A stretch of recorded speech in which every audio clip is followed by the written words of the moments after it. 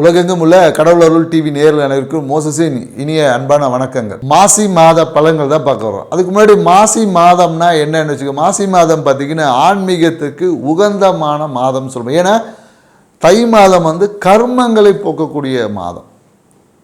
ஏன்னா அந்த காலகட்டத்தில் பார்த்தீங்கன்னா நம்மக்கிட்ட இருக்கக்கூடிய நிறைய கர்மம்னா நம்ம செய்ய வேண்டிய விஷயங்களை சீராக்குவது, ஏன்னா பூர்வ புண்ணிய கர்மம் இதை எல்லாத்தையும் சரி செய்வதற்கான காலம் பார்த்திங்கன்னா தை மாதம்.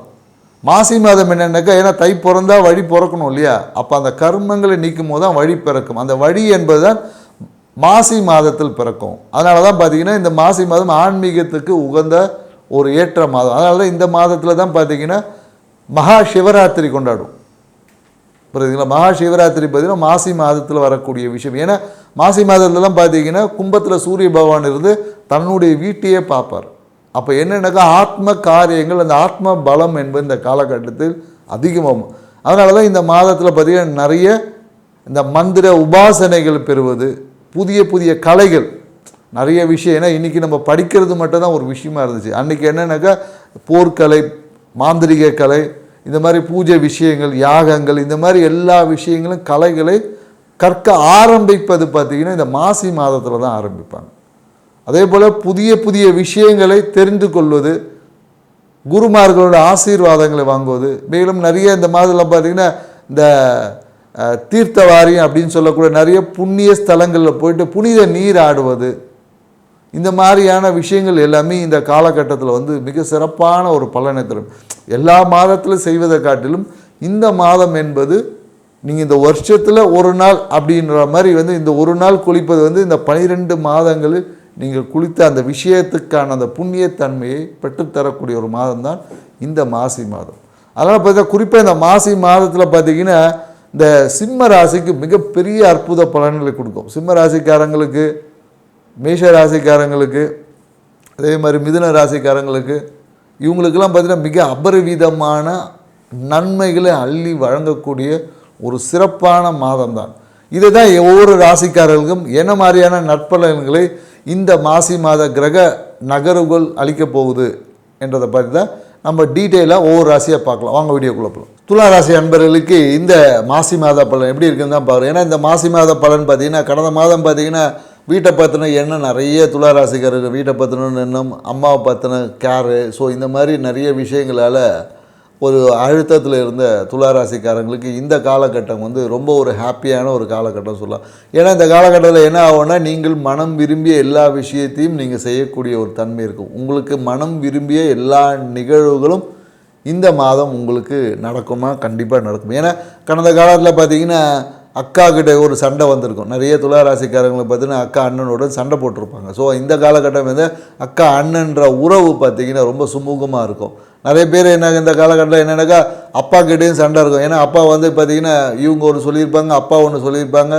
அப்பா கிட்ட அந்த கருத்து உடன்பாடு, குறிப்பாக பணம் சார்ந்த விஷயத்தில் அப்பா கிட்டேயும் சண்டை போட்டிருப்பாங்க. ஸோ இது எல்லாமே இந்த காலகட்டத்தில் மாறி ஒரு சுமூகமான ஒரு விஷயம் இருக்குது. இந்த காலகட்டத்தில் என்னென்னாக்கா அப்பா மூலமே ஆதாயத்தை பெறக்கூடிய ஒரு விஷயம் இந்த காலகட்டத்தில் இருக்குது. நிறைய பேர் கடந்த காலத்தில் என்னென்னாக்கா அப்பாவுடைய சொத்தில் பார்த்திங்கன்னா ஏதாவது ஒரு டாக்குமெண்ட்டுக்காக பார்த்திங்கன்னா இவங்க செலவு பண்ணி இவங்க முன்னாடி செலவுலாம் பண்ணியிருப்பாங்க.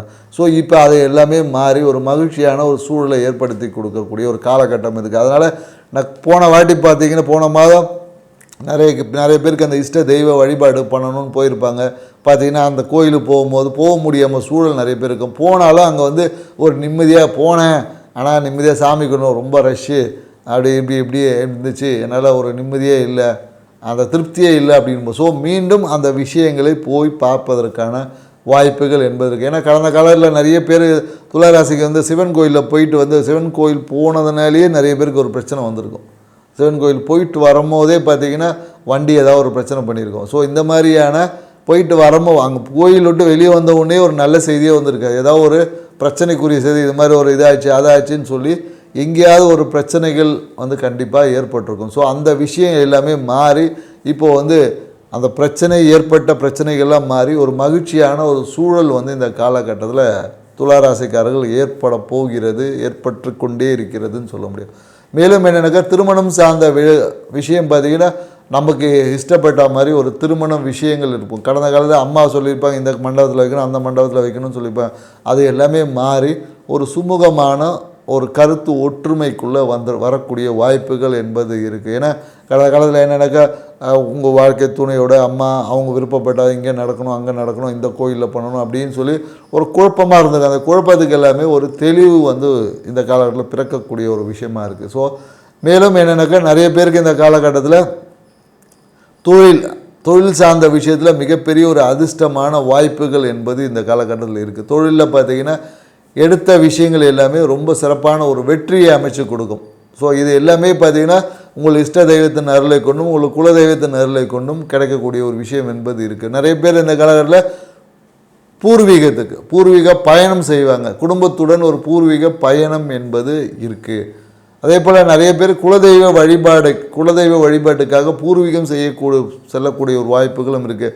அம்மா அப்பாவோடய சேர்ந்து எங்கேயோ ஒரு குலதெய்வ பூர்வீகம் சார்ந்த விஷயங்கள் பயணம் என்பது இருக்குது. ஸோ பூர்வீக பயணம் செய்யும் போது பார்த்திங்கன்னா உங்களுடைய அந்த பூர்வீக சொத்தில் இருந்தக்கூடிய அந்த பிரச்சனைகள் எல்லாமே நீங்கி சுமூகமான ஒரு சூழல் என்பது இந்த காலகட்டத்தில் இருக்கும் அப்படின்னு சொல்லலாம்.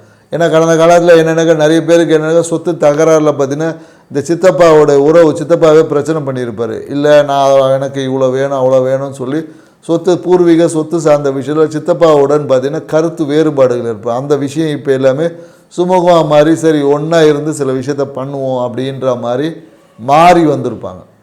ஸோ இந்த மாதிரியான விஷயங்கள் எல்லாமே இப்போது ஒரு நன்மையான போக்கு, ஒரு மன நிறைவான போக்கு என்பது. ஏன்னா இந்த கால ஜாதகருக்கு தான் பார்த்திங்கன்னா பிரச்சனை. அவரே பார்த்திங்கன்னா ஏதாவது ஒரு பிரச்சனையை இவராக போய் மாட்டிக்கிறது தான். ஏன்னா மனசு ஆசைப்பட்ட ஒரு விஷயங்கள் செஞ்சுருப்பாங்க. அந்த விஷயம் பார்த்திங்கன்னா ஏதாவது ஒரு விஷயங்கள் உடைவதற்கு வாய்ப்பு இருக்குது. குறிப்பாக என்னென்னாக்கா இந்த காலகட்டத்தில் என்னென்னாக்கா வீட்டில் பார்த்திங்கன்னா ஒரு கண்ணாடி பொருட்கள் ஏதாவது உடைச்சிருவாங்க. இல்லை நிறைய பேர் இந்த ஃபிஷ் டேங்க் ஒன்று வாங்குவோம், ஆசைப்பட்டு ஒரு ஃபிஷ் டேங்க். ஏன்னா துளாராசிக்காரங்களுக்கு எப்போதும் நம்ம சொல்வது எனக்கு அந்த மீன் தொட்டி உங்களுக்கு செட் ஆகாதுன்னு சொல்லுவோம். ஏன்னா இப்போ தான் போய் மீன் தொட்டி ஒன்று வாங்கியிருப்பாங்க. வாங்கி அதனால் ஒரு பிரச்சனையை அந்த மீன் தொட்டியை கழுவுறன்ற பேரில் உடைச்சிருவாங்க. ஸோ அதனால் என்னென்னாக்கா துளாராசிக்காரங்கள் எப்பொழுதும் மீன் தொட்டி உங்களுக்கு அதிர்ஷ்டத்தை தராது. துளாராசிக்காரங்கள் உங்கள் வீட்டில் நீங்கள் இருந்தீங்கன்னா மீன் தொட்டியை தயவு செய்து எடுத்துருங்க. ஸோ அதுவே உங்களுடைய நிறைய உடல் மன ரீதியான பிரச்சனைக்கு காரணமாக இருக்கிறது. ஸோ இதை நம்ம நிறைய அனுபவ ரீதியாக வச்சு நம்ம நிறைய பார்த்தாச்சு. ஸோ அதனால் உங்களுக்கு மீன் தொட்டி செட் ஆகாது. உங்களோட வீட்டில் வாஸ்து தோஷத்தை நீங்கள் வளர்க்கக்கூடிய மீன் தொட்டி ஏற்படுத்தும். குறிப்பாக அதை ஹாலில் வச்சுருந்தீங்கன்னா கண்டிப்பாக பிரச்சனை உண்டு. சரிங்களா? உங்களுக்கு தேவையான அந்த ஹார்மோன் இன்டெஃபிஷியன்சியை ஏற்படுத்திடும். ஸோ அதனால் நீங்கள் துளாராசிக்காரங்களாம் இந்த விஷயத்தை கொஞ்சம் மாற்றி அமைச்சுக்குங்க. மேலும் சூழல்களும் எல்லா விஷயங்களும் உங்களுக்கு சாதகமாக இருக்கும். மனம் ஒரு ஹாப்பியான ஒரு நிலையில் இருக்கும். ஸோ அதனால் இந்த காலகட்டத்தில் நீங்கள் எடுக்கக்கூடிய எல்லா முயற்சிகளும் வெற்றி அடையும்.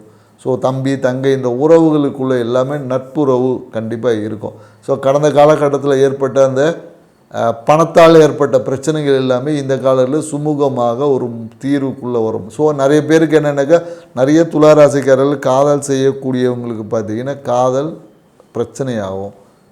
புதுசாக காதலே செய்யலைங்க அப்படின்னுங்க புதிய காதல் மலர்வதற்கான வாய்ப்புகள் இருக்குது. ஸோ அதனால் காதல் மலர்வதும் போவதும் என்பது ஒரு விஷயமா இருந்தாலும் அதை சரியான வயசில் சரியான நேரத்தில் ஏற்பட்டால் தான் அது மகிழ்ச்சியை தரும். அதனால் தேவையற்ற விஷயங்களில் மனதை அலைப்பாயாமல் விட்டுவிட்டிங்கன்னா நல்லாயிருக்கும். ஏன்னா சில பேருக்கு என்னென்னாக்கா பழைய காதலே மீண்டும் வரும். ஸோ அதனால் பிரச்சனைகளும் சேர்ந்து வரும். ஸோ அதனால் காதல் நல்லதா கெட்டதான்னா சரியான வயசில் காதல் வந்துச்சா நல்லது. சரியில்லாத வயசில் இளம் வயதில் காதல் தேவையற்ற பிரச்சனை ஏற்படுத்த உங்களுடைய வேலைக்கு உழ வச்சிடும். ஸோ அதனால் நிறைய துளாராசிக்காரங்களை பற்றி காதலால் நிறைய வேலை இழந்தவங்க நிறைய பேர் இருக்காங்க. ஸோ அதனால் காதல் தேவையில்லை என்பது இன்னொரு சச்சுவேஷன். ஏன்னா காதல் உங்களுடைய வேலை நீங்கள் செய்யக்கூடிய வேலையை பாதிக்கும் என்பது துளாராசிக்காரர்கள் கொஞ்சம் நல்லா புரிஞ்சுக்கிட்டிங்கன்னா ஓகே. ஸோ மேலும் படிக்கக்கூடிய துளாராசிக்காரர்கள் இந்த காலகட்டத்தில் படிப்பு எல்லாமே ரொம்ப சூப்பராக இருக்கும். எதிர்பார்த்த இப்போ +2 10th +1 +2 இப்போ ஏன்னா வரக்கூடிய அந்த ப்ராக்டிக்கல் எக்ஸாம்லாம் பார்த்திங்கன்னா அதனால் ஒரு சின்ன ஒரு அழுத்தம் இருக்குமே தவிர மற்றபடி ப்ராக்டிக்கல்லாம் இந்த காலத்தில் சூப்பராக எழுதுவாங்க. அதே போல் இந்த காலத்தில் போட்டி தேர்வு அந்த மாதிரி எழுதக்கூடிய துளாராசிக்காரங்கள் எல்லாமே சூப்பராக எழுதுவாங்க. வீட்டுக்காக எடுத்த முயற்சியால் ஒரு சிறிய கடன் வந்து ஏற்படக்கூடிய வாய்ப்பு இருக்குது. ஸோ வீடு வாகனங்கள் எல்லாமே பண்ணும்போது ஒரு பழைய வீடு வாகனத்தை நீங்கள் தேர்ந்தெடுத்தீங்கன்னா, செகண்ட் ஹேண்ட் வெஹிக்கிள் வாங்கினீங்கன்னா உங்களுக்கு வந்து அது அதிர்ஷ்டத்தை ஏற்படுத்தி கொடுக்கும். புதிய வெஹிக்கிள் வாங்கினீங்கன்னா ஏதாச்சும் ஒரு சின்னதாக ஒரு ஸ்க்ராட்ச் வந்து ஏற்படும். சரிங்களா? ஸோ அதனால் பொருளாதாரம் சார்ந்த விஷயத்தில் சில பேருக்கு கடன் சுமை என்பது வீட்டுக்காக ஏற்படக்கூடிய வாய்ப்பு என்பது இருக்குது.